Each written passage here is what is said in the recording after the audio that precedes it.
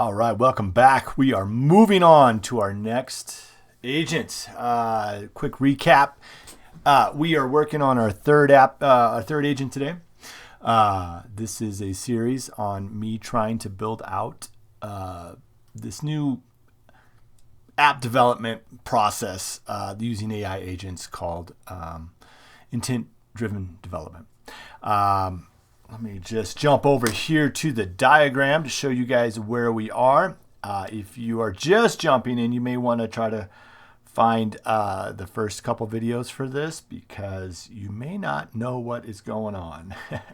So what we have accomplished so far is we have created the intent agent, and we've also created the architect agent. So the flow is, so far, the project manager talks to the intent agent. The intent agent writes out the acceptance criteria. This trigger is still manual, the trigger to kick off the architect agent, but in our final execution, we hope that that'll just roll right on in. Let me clear off some of these doodles now. That architect agent reads the acceptance criteria and then writes out the domain IO into the spec file. That's where we have gotten to. All right, so today we're going to be talking about this bit of code right here. This is where we now kick off a new agent called the domain agent. And this domain agent is responsible for reading the domain IO, so the inputs and the outputs of the domain, and then turning that into actual code. All right. Let me roll back up here to our little domain diagram and just kind of clear up what we're talking about. What we're talking about is writing the code that lives inside this domain. And more specifically, or not more specifically, what we're going to be focusing on is letting this code inside the domain be pretty vibe coded. Now, I use that word with hesitance. I am a dyed-in-the-wool developer, man. I've been doing this for years and years. And I am not certain about the whole vibe coding thing. I'm skeptical. But I have friends who challenge me to think outside the box, to let go, you know? And so that's what we're trying to do here. I do understand the value of this idea. And let me be clear on what I say vibe coding. When I say vibe coding, what I mean is letting the bots write the code with very little oversight, pull requests. The way I have done AI coding, I've been doing this for a while now. The way I've done it is we have a strict architecture around here. I've got lots of documentation explaining how code should be written. We do strict test-driven development inside the domain. We do pull requests. We've got gates on our build. We do continuous development, continuous integration with checks on it, all that stuff. We do all that stuff on the domain. And is it worth it? Ooh, heresy. Am I going to be cast out? I don't know. But we're trying it. Okay, so I am not going to go full vibe. I am going to let's flip to the code. We'll talk our way through this thing. All right, so let me jump to the code. All right, let me move my windows around so I can see what's going on here. Yes, I'm in the right window. All right, so I have gone ahead and written my domain developer agent here. And you know what I'm going to do? I'm going to go ahead and kick it off because it's going to take a bit. This is actually going to write code, and this is actually going to do work at this point. So let me jump over here. I'll show you what this domain developer is going to do. Now, a quick reminder. In the real world, when we get this thing executed, this will be a cascading events, cascading series of agents, right? So this architect agent right here will hopefully automatically do its work and then kick off the domain agent, right? We do not have that set up yet. So I'm going to have to manually kick this off. But I'm going to do it like I did in the previous video with very little input. So what I do here is I'm going to flip it down to this is my agent. I'm going to point it at my domain developer agent. This is in VS Code Copilot. I'm going to pick up one of my intent specs. I'm going to drop it in here, and I'm just going to say implement this. And I'm going to kick it. We're going to kick it off. I am back to using Claude Sonnet. I was using Gemini, but they're having problems with Gemini right now. So we're back to Claude Sonnet 4.5. And actually, I think Claude Sonnet 4.5 is pretty good. Let's let her rip. And while this thing rips, I'm going to talk through it because this is going to take a minute. It's going to write, hopefully, it's going to write a whole bunch of code out for us. All right. Let's get back talking about vibe coding and how I'm planning on keeping this thing robust. How I'm planning on, the guardrails. Because here's what I want. As a developer, I want to be fast. I want to produce code very effectively. And I'm going to be using tools to do that. I mean, we all use tools. I mean, if you're not writing code we're not writing code in like Notepad anymore, right? We're using an IDE with tools built into it. That makes us faster. And so I want to use tools. I want to use a bot. I don't want to write all the mundane code. So that's what we're trying to do. But we also need guardrails. I'm also like, a CTO here, and we're running a software company. And the last thing I want to do is ship junk, right? So I think to Zuck over at Facebook, what does he say? What's they're saying? It used to be move fast and break things. Now it's move fast with stable architecture or infrastructure. Move fast with stable infrastructure. So to me, that means we need to be implementing guardrails. So let me jump back to this diagram and kind of talk through how I'm going to approach this. So up here, we're back to our code. There's two places I'm going to be doing tests. I am first going to be writing tests, and we discussed this in the last video, right here around the domain. If you remember, our previous bot, our architect bot, clearly defined the inputs, which is either going to be this right here or this right here, and the outputs, which is going to be this right here or this right here, for each of these acceptance criteria. Essentially, my hypothesis is if all of the acceptance criteria listed for an intent pass, can be automatically tested, and they pass, then we can with confidence, we can say that this intent has been implemented. All right, that is my hypothesis. Hold on a second. We got to jump back over. Copilot is pestering me. All right, it wants to continue. Hopefully, when we get this thing really running, this thing will be running off in the cloud somewhere, just like when you do other Copilot stuff. Okay, so back to my theories here. If we have an intent, and that intent has a number of acceptance criteria with it, and we have automatic tests that prove that that acceptance criteria is satisfied, and all of that runs, we can be reasonably confident that the intent is implemented. Now, over time, we might find gaps. We might find that the acceptance criteria, we missed some acceptance criteria and we need to add more. That's fine. Over time, we might add more intents with their own acceptance criteria. That's great, but all the previous intents should still pass, right?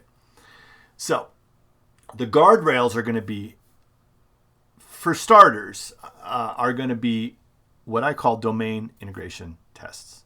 So jumping back to my doodle here, I am going to try to let go of what code is being written in the domain. I am not going to care. Well, I am going to care, but it's going to bother me. But I am going to try to not care what's going on in the domain. Instead, I am going to use this next bot, and I don't have this bot built yet, but this domain testing agent bot. It is going to write tests that prove that whatever is written in this domain, if you trigger this input, then this output is expected. If you trigger this input, then that output is expected. Those tests are going to live in my intent folder, and they're going to be separated from the domain code itself. All right, let's see where we are over here. It's still churning away. Okay, let me think about what. Should I pause this video? We might just sit here. Okay. I see that AC4 was already marked as complete. What?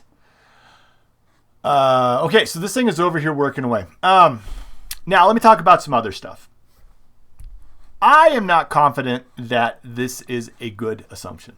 All right, so this might work for a simple multiple choice app. This is a very simple app. But is this a good assumption for all apps, for complicated apps? I do not believe that the bots are currently going to be like today, maybe next year, but today, I don't believe the bots are currently able to build out complicated apps. Maybe they are. Maybe I'm just being, I don't know, cocky. I don't know. Are they as smart as me? So I do want some structure in the domain, because I fully expect, I'm planning on, at some point the bot is going to puke out and can't achieve something, and then I'm going to have to give that task to a real person. I might have to do that task. One of my guys might have to do that task, right? So I don't want them just going in to the domain and just like not having any standards for the domain. So I did spend a lot of time bringing our standards over. And over time, I mean, we've got many years of experience building apps, and I have a very strong opinion about the domain architecture and how you should write code in that domain architecture. And so what I did was, let me jump back over to the code. And I don't want to get too deep into like the specifications of what we mean. I just want you to kind of see what I've done in my domain. So this is the domain folder. This is where everything goes. And what I did was I created, essentially what we do in our domain is we call it features. Every feature that we add to this project, to this app, is in its own folder. And in that feature, you're going to find these folders inside. And each of these folders are very specific. If you remember from our previous video, we talked about the domain IO and how that is going to primarily be adapters and controllers. Here are adapters and controllers. These are the standards. Down here, we have entities. These are our, this is like our store if you're used to Redux, or this is like the deepest state. We also have, we have a factory that makes the feature. That's right here. We have presentation managers. These are responsible for watching entities for change and then delivering a new view model out to the framework. This goes through the adapter. And then finally, we have use cases. And these use cases, they are the verbs that happen. They act on entities. So they're triggered by controllers. So this is kind of the input. Not that important for you to fully understand that, but just know that this is strict. Like strict in the sense this is the architecture we want to see. And then after I put this feature template, so this is a folder that describes all of our, it gives examples for all of our high level architecture, or not our code architecture, our domain code architecture. Then I ran the bot through it and I created a README. All right, so this describes all the stuff about how domain code should be written. All right, and then finally, It's done. It's done. So we'll get to that in a second. Finally, I used that up here in my domain developer. I pointed it to it. So that was one of the things that said, refer to this for specific implementation patterns, naming convention, and file structure. So the goal is, while we're not going to be monitoring, and maybe I'm still hesitant about this, while we're not going to be monitoring what the bots write, and we're not going to be overly picky about it, we're still going to want it to create an architecture that falls in with our other stuff. And so here we go. Let's review this real quick. So you can see, because these are all green, these are all new files. I did not write these. The bot wrote these while we were just running. And that took, maybe 10 minutes? Maybe 10 minutes to do that. So it wrote out this new domain feature system. And notice the folders are exactly like our feature template. So that's really good. Let's see. The adapter and the controller, there should be a controller that matches. Let me jump up here to, let's look at our intent spec. Let's go here and look at this spec. Oh, nice. This is another, I'll come back to my checklist. Okay, the intent spec. This is the spec we implemented. You're going to see the domain input here. Okay, this is an app state. We'll get back to this host request. But what we do have is an output of a multiple choice question adapter. So let's look underneath our adapters. Look at that. Multiple choice question PM adapter. It created it. Let's see how it looks real quick. I won't spend time reviewing this. All right, we're going to say that's good. We're going to YOLO this thing a little bit. All right. Going back to our spec. The other thing is that I think we're going to find, here we go, a domain input. Select answer controller. Let's look at our controllers. There it is, a select answer that matches. Let's see, look at the signature right here. Does it match our spec here? There it is. Great. So that is the contract with the rest of so this is the contract that we've established in our spec. We know that these two things have to exist, this adapter and this controller. Because we're going to now be able, because these things exist now, we can now write the tests to prove that whatever is going on in the rest of this stuff results in what was defined in the spec. All right. So we're not going to dive into here, but we'll notice here's an entity. All right, cool. Here's the factory that builds everything.